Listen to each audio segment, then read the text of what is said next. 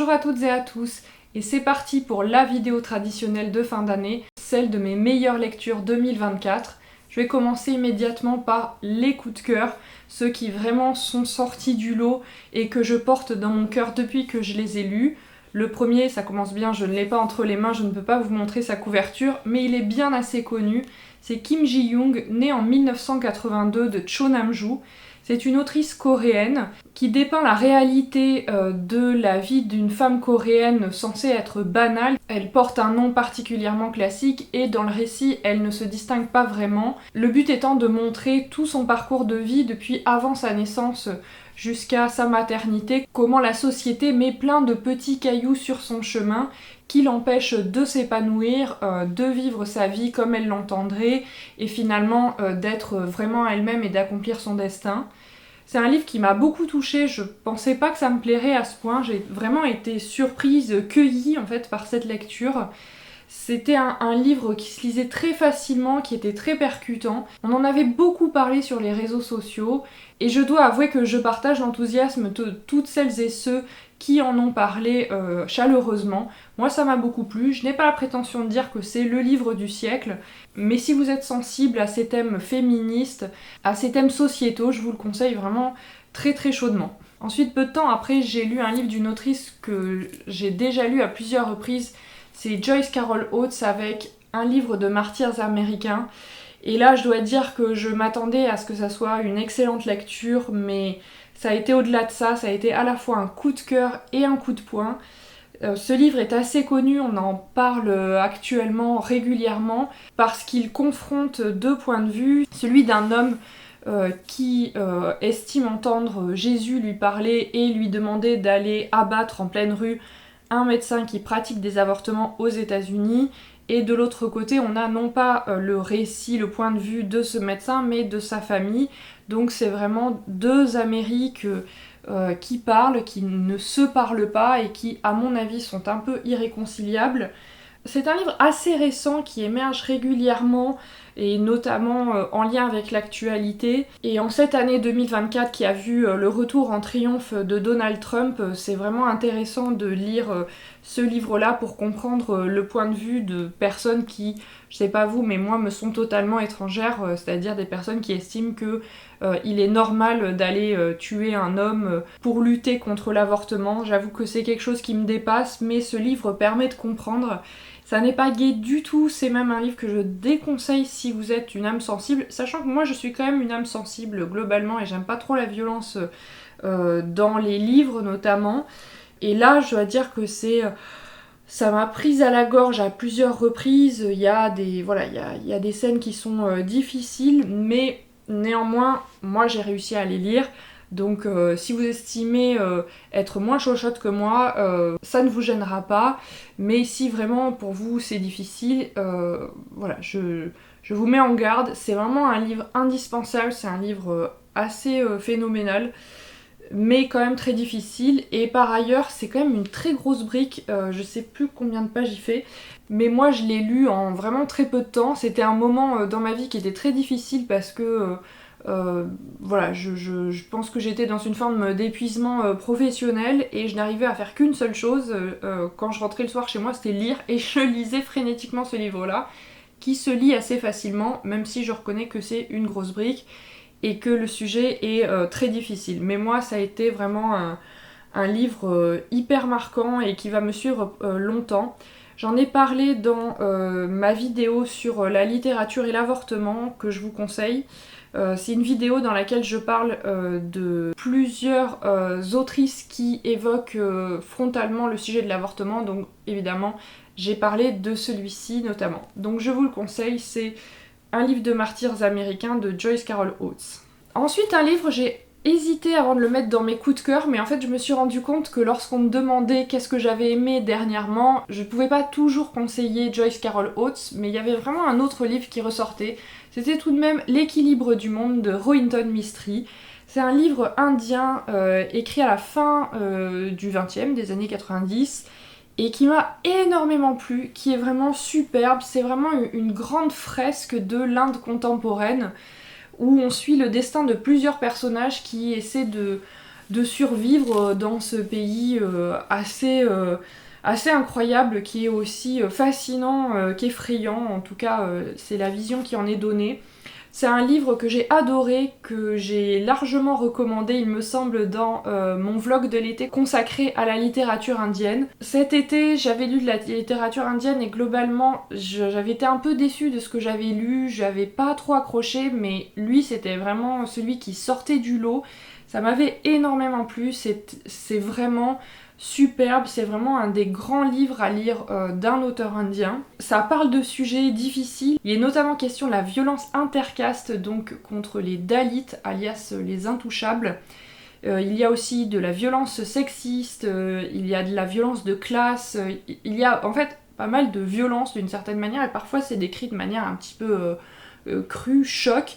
Mais tout ça en fait est accompagné d'un humour qui est absolument incroyable, qui rend le livre très réjouissant. Vraiment quand j'en parle, je ne peux pas m'empêcher de sourire parce que je me souviens des émotions que j'ai eues avec lui, de la révolte, de la tristesse, de la colère et du rire tout le temps. C'est quelque chose qu'on retrouve souvent, je crois, en littérature indienne, en tout cas dans ce que j'ai lu. J'ai pas la prétention d'en avoir une vision exhaustive, évidemment, mais il y a souvent de l'humour, un humour jaune pour accompagner un discours souvent tragique pour parler de la vie dans ce pays. Et clairement, on retrouve ça dans L'équilibre du monde. Franchement, lisez-le, c'est superbe. Là aussi, c'est une belle brique, mais franchement, ça se lit tellement bien, c'est vraiment facile à lire, on est embarqué. Moi j'ai trouvé ça fluide, bien écrit, c'est vraiment un régal ce livre et je le conseille à 2000%. Il m'a énormément plu, c'était une des très très bonnes lectures de cette année. Et le quatrième coup de cœur est arrivé beaucoup plus tard, à un moment où je ne m'y attendais pas. En effet, mon année a été une excellente année de lecture, mais tout de même, il m'a semblé que les premiers 6 mois, disons entre janvier et fin juin, tout début juillet, c'est là que j'ai fait d'excellentes lectures en général. Et la deuxième partie de l'année n'est pas encore finie, mais tout de même, on est fin décembre. Et je trouve que dans cette deuxième partie de l'année, il y a eu beaucoup moins de bonnes lectures, ou même de très bonnes lectures. Globalement, ça a été un petit peu plus mitigé ces derniers 6 mois. Mais, là est arrivé, telle une explosion dans la nuit, le recueil de Nelly Sachs, Exode et Métamorphose, c'est de la poésie. Donc je n'en ai pas encore parlé sur cette chaîne à part dans un book haul, tout simplement parce que c'est une autrice qui a eu le Nobel de littérature et vous le savez si vous me suivez, je me suis lancé un challenge l'an dernier, c'est de lire un livre de chacune des autrices qui a eu le Nobel, en tout cas celle que je n'avais jamais lue. Ça en faisait partie, j'ai lu Nelly Sachs et je m'attendais pas forcément à ça, mais ça m'a bouleversée, c'est vraiment magnifique, c'est assez déchirant. Nelly Sachs, c'est une juive allemande qui a fui en Suède juste avant de partir en camp de concentration où elle serait probablement morte. Et donc elle a vécu en fait toute sa vie en exil. C'est un exil aussi bien géographique qu'intérieur puisqu'elle a perdu une très grande partie de sa famille et de ses proches dans les camps de concentration, dans la Shoah.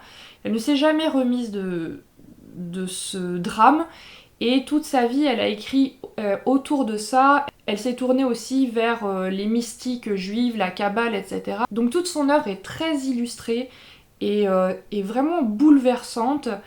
C'est un cri en fait que pousse Nelly Sachs et moi c'est un cri qui a résonné extrêmement fort en moi, qui voilà, m'a prise au mois de novembre quand je l'ai lu. J'étais complètement bouleversée les quelques jours où je l'ai lu. Donc je vous le recommande chaudement. Je reparlerai de Nelly Sachs dans la prochaine vidéo que je consacrerai aux lauréates du Nobel. D'ailleurs on retrouvera une autre lauréate dans cette vidéo. Mais ça c'était vraiment un gros coup de cœur. Je pense que ça faisait très longtemps que j'avais pas été autant touchée par un recueil de poésie. J'aime beaucoup la poésie, mais c'est rare que ça me touche tel un coup de cœur. Et là, ça, voilà, c'est entré dans le mille. C'était splendide, je vous la recommande très chaudement. Donc ça, c'était les 4 coups de cœur, vraiment ceux qui sont complètement sortis du lot, mais il y a eu de très bonnes lectures, et notamment d'auteurs et autrices que je connaissais déjà. Donc ceux que j'appelle les vieux amis, voici les livres qui m'ont touchée. Au mois de janvier dernier, j'ai fait le choix de ne lire que des livres de Nathaniel Hawthorne, puisque je participais à un challenge organisé par Nabolita. Ça a été l'occasion pour moi de relire La Lettre écarlate. La Lettre écarlate, je l'avais lu déjà plusieurs années auparavant et j'adore ce roman. Et là, quel plaisir de le relire. C'est beau, c'est sublime, c'est tragique. J'adore La Lettre écarlate. C'est l'histoire d'une femme qui a un enfant hors mariage et dans sa communauté puritaine, elle est obligée de porter un A sur sa poitrine brodé sur ses habits, ce qui la relègue au banc de la société. Et donc c'est à la fois la description de son calvaire, de la vie d'ascétisme qu'elle vit à ce moment-là, de la vie de sa fille qui est issue de cet adultère, et d'autres personnages qui gravitent autour. C'est un grand classique de la littérature américaine. Si vous aimez la littérature qui fouille la psychologie des gens jusqu'au tréfonds de leur âme, si vous aimez les personnages tourmentés, si vous aimez les écritures denses, subtiles, fouillées, vraiment Nathaniel Hawthorne est fait pour vous. Si vous aimez pas, alors peut-être que c'est peut-être pas la peine de vous lancer, mais en tout cas c'est vraiment sublime. La Lettre écarlate, j'ai eu énormément de plaisir à le relire et je le conseille très largement. Si vous ne connaissez pas, allez-y, foncez, c'est magnifique. Et j'ai lu un autre livre de Nathaniel Hawthorne qui m'a énormément plu.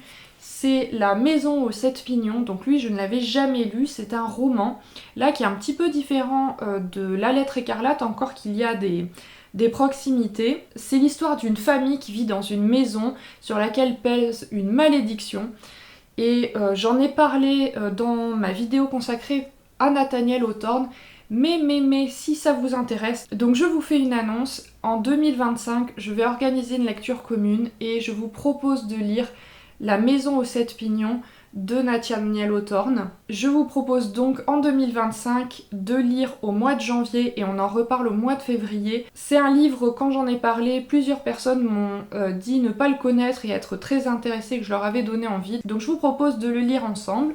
On verra combien on est. Je vous avoue, je suis un peu stressée parce que j'ai encore jamais organisé de lecture commune. Mais si vous avez envie de vous lancer, allez-y. C'est pas extrêmement long comme livre. Dans mon édition, ça fait 323 pages. C'est vraiment un grand livre de la littérature américaine au même titre que La Lettre écarlate. Et comme il est un petit peu moins connu que l'autre, je vous propose d'en faire donc une lecture commune. Donc n'hésitez pas à vous le procurer, empruntez-le en médiathèque, c'est toujours bien d'emprunter en médiathèque, ou bien voyez si vous pouvez l'acquérir. Je vous en reparlerai dans une prochaine vidéo que je consacre au projet 2025, mais donc je vous propose de le lire au mois de janvier et d'en reparler en février. N'hésitez pas à me suivre sur Instagram où j'en reparlerai. Donc c'est La Maison aux 7 pignons de Nathaniel Hawthorne. Ensuite, à nouveau chez les vieux amis, j'ai lu Nana de Zola, donc je ne l'ai pas sur moi parce que je l'avais emprunté à la bibliothèque. Nana, c'est l'histoire d'une courtisane qui débute au théâtre et arrive à mettre le tout Paris à ses pieds. C'est une histoire qui est tragique, c'est une histoire qui est très réaliste puisque c'est Zola, c'est les Rougon-Macquart. Ça dépeint très bien la chute du Second Empire. Ça parle de tous ces grands hommes qui sont prêts à se mettre à quatre pattes devant des femmes qu'ils arrosent de leur argent. C'est Zola. Moi j'adore Zola, donc c'est forcément Nana, ça m'a énormément plu. Encore que j'ai eu un petit peu de mal au début parce que comme j'avais lu Illusion perdue un an auparavant et que les deux parlent de théâtre, donc Illusion perdue c'est Balzac, les deux parlant de théâtre, j'ai eu un petit peu de mal à entrer puisque je trouvais que voilà, c'était un peu une forme de redite, mais j'adore Zola et donc j'ai adoré Nana et la fin est assez époustouflante, extrêmement visuelle et forte et incroyable. Donc j'ai eu beaucoup de plaisir à relire Zola et donc à découvrir Nana. Bon, j'ai tiré le rideau, j'espérais que ça atténuerait un petit peu cette espèce de rayon qui vient bénir mes livres. Bref, je suis désolée si ça ne l'enlève pas. Donc le livre suivant dont je vais parler, c'est L'événement d'Annie Ernaux. Moi je lis toujours dans cette édition Écrire la vie, j'ai pas encore tout lu dans cette édition. Cette année, j'ai lu Une femme et l'événement, et l'événement m'a particulièrement marqué. C'est un livre que j'ai lu en fait d'une traite. Voilà, je l'ai ouvert et quand je l'ai fermé, j'avais fini. C'était très impressionnant. Ça parle donc de l'avortement qu'elle a subi dans les années 60 étant étudiante. J'en ai parlé également dans ma vidéo sur l'avortement. C'est très fort, ça, voilà, ça prend à la gorge. C'est très différent de Joyce Carol Oates, mais les deux, voilà, regardent les choses en face. Les deux analysent sociologiquement aussi le sens de cet acte et la société dans laquelle on le pratique légalement ou illégalement. Donc je recommande Annie Ernaux, moi j'adore cette autrice, donc je recommande l'événement, je recommande aussi Une femme dont je n'ai pas encore parlé sur cette chaîne parce que je suis très en retard pour parler de mes lectures, j'en parlerai plutôt l'an prochain. Et enfin, la dernière vieille amie que j'ai lue cette année, et avec plaisir, c'était évidemment Robin Hobb. Donc cette année, j'ai lu l'intégralité des Aventuriers de la mer. Je vous en reparle prochainement dans une vidéo dédiée. Je continue mon vlog où je lis tout Robin Hobb. Et donc, les Aventuriers de la mer, je ne connaissais pas, alors que je connais l'Assassin Royal. Et j'ai adoré. C'était super. C'était magnifique. J'ai pas trop envie d'en parler parce que je vais en reparler dans un vlog, mais voilà, c'est waouh quoi, waouh, c'est super. J'ai adoré suivre toutes ces personnes, Althea, Brachen, Malta, Kefria, Yémin, Kénit, etc. Donc il y a toujours ce bonheur de lecture avec Robin Hobb. Vraiment quelle conteuse incroyable, c'est bien fait, c'est subtil, c'est prenant. Ça ne se lâche pas, donc ça c'est le premier tome de l'intégrale. Ce tome-là, je l'ai lu en 10 jours. Le deuxième, j'ai mis plus longtemps à le lire, mais parce que j'avais du mal à me concentrer pour la lecture. Et le dernier, je crois que j'ai mis 6 jours pour le lire. Voilà, même si ça fait 900 pages, c'est assez incroyable à lire. Et enfin, les livres qui ont été des découvertes totales pour moi, c'est-à-dire que je n'avais encore jamais lu ces auteurs et autrices. Tout d'abord, ça a été Elias Portolu de Grazia Deledda.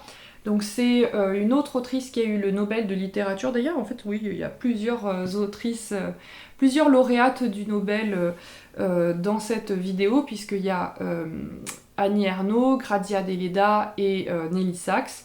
Donc ça, c'est un roman que j'avais lu dans le cadre de Mars au féminin, qui parlait d'un jeune homme sortant de prison qui tombe amoureux de la fiancée de son frère, et pour se consoler de ce mariage qui ne se fait pas, il se tourne vers la prêtrise. Donc c'est un roman qui est très psychologique, qui parle à la fois de la tragédie des destins, mais aussi des occasions qu'on manque par lâcheté ou par aveuglement, qui parle aussi de la Sardaigne où est née l'autrice, puisqu'elle écrit au début du XXe siècle et que elle dépeint la Sardaigne dans laquelle elle a grandi a priori à la fin du 19e, même si je crois qu'il y a un peu une part de fantasme aussi dans la société qu'elle décrit. Dans un monde agro-pastoral sarde, elle parle du poids des traditions, du poids de la famille, etc. Donc ça m'avait vraiment beaucoup plu. J'ai bien envie de lire d'autres livres de cette autrice. Ça m'a permis aussi de lire un petit peu plus de littérature italienne. Finalement, la littérature italienne, c'est proche de nous et moi, je pense pas en avoir lu tant que ça. Alors que mes ancêtres sont italiens, finalement, c'est un pays que je connais très peu et ça m'a fait plaisir aussi je vais pas prétendre me reconnecter à mes racines, mais en tout cas de lire un petit peu plus cette littérature. Et je parle de cette lecture dans une vidéo qui est consacrée aux autrices qui ont eu le Nobel de littérature. Je vais faire plusieurs vidéos sur ces lauréates. Globalement, tous les livres dont je vais vous parler dans cette vidéo, j'en ai déjà parlé dans d'autres vidéos, sauf quand je vous le précise explicitement. Je vous mettrai à chaque fois en description le lien vers les autres vidéos. Ensuite, une très belle surprise, un livre, je m'attendais pas du tout à l'apprécier autant. En plus, ça faisait 10 ans que je l'avais dans ma palle. C'était Balzac et la petite tailleuse chinoise de Dai Sijie. Donc Dai Sijie, c'est un auteur chinois qui écrit en français puisqu'il réside en France depuis les années 80 et il parle du mouvement des I Ching. Les I Ching, ce sont des personnes qui, pendant la révolution culturelle, des étudiants, des lycéens, etc., ont été envoyés dans les campagnes par le régime de Mao, soi-disant pour répandre la bonne parole communiste dans les campagnes qui étaient encore, aux yeux du Parti communiste, arriérées. Mais dans les faits, c'était aussi une forme de déportation. Il raconte comment ces jeunes de la ville se retrouvent dans ces campagnes à survivre et grâce notamment à la littérature, qu'ils ont évidemment l'interdiction de lire. On ne peut lire que le petit livre rouge de Mao, mais ici, il découvre la liberté, l'amour et la transgression grâce aux grands classiques de la littérature, Balzac, Flaubert, etc. C'est très très très drôle comme livre, même si ça parle d'un sujet un peu triste, disons, un background un peu dramatique. C'est hyper drôle comme livre, ça m'a beaucoup plu, je me suis demandé pourquoi est-ce que je ne l'avais pas lu depuis tout ce temps. Si j'avais su que c'était aussi bien, franchement je me serais précipitée. C'est un livre qui est sorti en 2000 ou 2001 je crois, qui avait eu pas mal de succès et franchement ça me semble tout à fait mérité. C'était vraiment très bien. Je crois que j'en ai parlé dans mes lectures récentes au mois de mai ou juin. Je parlais aussi de Kim Ji-young, je parlais de plusieurs livres et donc j'avais évoqué celui-ci, j'avais fait part à ce moment-là de mon grand plaisir à avoir découvert ce livre. Ensuite cette année, dans le cadre de mon travail, j'ai eu l'occasion de rencontrer Natasha Apana, j'ai lu 3 livres d'elle et celui que je retiens particulièrement, c'est Les Rochers de poudre d'or. C'est son premier roman, c'est un roman très beau, choral, qui raconte l'histoire d'immigrés indiens qui vont s'installer à l'île Maurice pour travailler dans les champs de canne à sucre, puisqu'après l'abolition de l'esclavage, on a eu besoin de travailleurs à moindre coût, et donc on a fait venir des personnes d'Inde. Chacun vient pour des raisons différentes, que ça soit fuir la pauvreté, fuir un destin qui ne lui convient pas, etc. Et arrive sur cette île qu'on vendait comme une île de rêve et qui est aussi une île de grande violence. Ça m'a énormément plu, j'en ai parlé dans une vidéo dédiée à 2 auteurs mauriciens, Jean-Marie Leclésio et Natasha Apana, donc je vous conseille d'aller la voir si vous voulez avoir un avis un peu plus développé sur l'œuvre de Natasha Apana et notamment ce qu'elle a pu écrire autour de l'engagisme, un phénomène qui est très peu connu en France. Ce roman était bien écrit, ce roman avait beaucoup de sincérité, il est comme un roman d'aventure, plein de couleurs, plein d'émotions, ça m'a beaucoup plu, c'est assez difficile comme sujet, mais donc j'ai beaucoup aimé et je vous le conseille très largement, c'était un très beau livre. Ensuite cette année, j'ai enfin découvert l'œuvre d'Alain Damasio puisque j'ai lu La Horde du Contrevent et je dois dire que ça y est, je suis entrée dans la secte des gens qui révèrent La Horde du Contrevent. C'était assez exceptionnel, c'était assez fou, unique, j'en ai beaucoup parlé dans une vidéo que je lui ai dédiée puisque j'ai lu, et c'est une autre de mes très bonnes lectures de l'année, L'étoffe dont sont tissés les vents d'Antoine Saint-Épondyle, qui est un essai consacré à l'analyse de la Horde du Contrevent. J'ai fait une vidéo dédiée à la Horde où je l'analyse assez profondément à la lueur de ce qu'indique Antoine Saint-Épondyle. C'est une vidéo d'ailleurs qui au début, pour info, en fait au début n'a pas du tout marché quand je l'ai publiée et là je vois que elle continue à être vue et ça me fait très plaisir parce que j'en suis assez fière de cette vidéo. J'ai passé beaucoup de temps à la préparer, à lire ce livre-là pour l'analyser, le but étant de vous faire comprendre vraiment ce qu'est la Horde du Contrevent. C'est un livre qui m'a énormément marqué, qui est un vrai ovni et qui est très très très particulier. Donc je vous le conseille largement, même si c'est une lecture assez exigeante.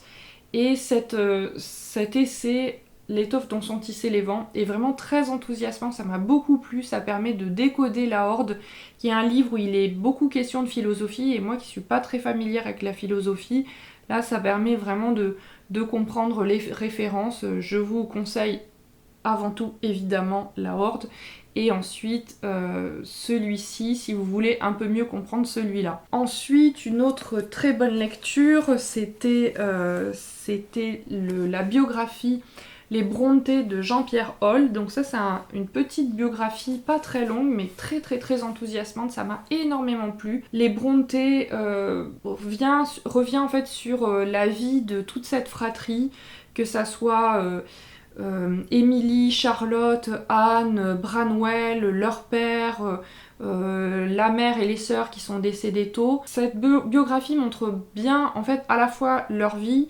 les choses que nous ne savons pas dans leur vie, puisque nous n'en avons que des bribes liées à la correspondance majoritairement de Charlotte qui nous est parvenue, mais on n'a pas retrouvé la correspondance des autres, ça avait probablement été détruit. On voit ces destins vraiment passionnants, et en même temps ça fait réfléchir aussi à la vision que nous avons des Brontë. On y plaque beaucoup de choses qui sont pas forcément très vraies, donc c'était très intéressant. L'auteur a aussi une forme d'honnêteté intellectuelle quand il écrit, puisqu'il va dire parfois, quand il y a des lacunes, il va dire « moi je pense qu'il s'est passé ça » ou bien « je pense qu'il faut interpréter tel événement comme ça ». Voici les arguments contraires, il les expose, et donc c'est vraiment intéressant. Enfin voilà, moi j'ai trouvé qu'il y avait une forme d'honnêteté intellectuelle dans ce qu'il écrivait. Il y a d'autres biographies des Brontë qui existent en français. Celle-là est super et je vous la conseille très largement. On reparlera des Brontë en 2025. Bon, j'ai l'impression que j'annonce ça chaque année, et chaque année je lis des trucs et à chaque fois je me dis ah ouais non en fait je vais faire une vidéo comme ci, comme ça, bref. Donc je change souvent d'avis sur comment est-ce que je vous parle des Brontë, mais en tout cas ça m'a énormément plu et je le conseille très largement si vous avez envie d'en savoir plus sur cette famille. Et enfin, une très bonne lecture, le dernier livre que je vous présente aujourd'hui, c'est Le temps de l'innocence d'Edith Wharton. Bon, je suis désolée, peut-être que vous le voyez pas très bien parce que c'est très clair, bon bref. Donc j'ai cette édition chez Garnier Flammarion. C'est un grand classique de la littérature américaine du début du XXe qui raconte l'histoire d'un amour contrarié, celui de, j'ai oublié, Newland Archer et la comtesse Olenska. Newland est partagé en fait entre deux femmes, sa fiancée May Welland et la comtesse Olenska, l'une étant celle que la société lui propose et qui est jeune, pure, naïve, etc. Alors que la comtesse Olenska est plus libre et plus sulfureuse, etc.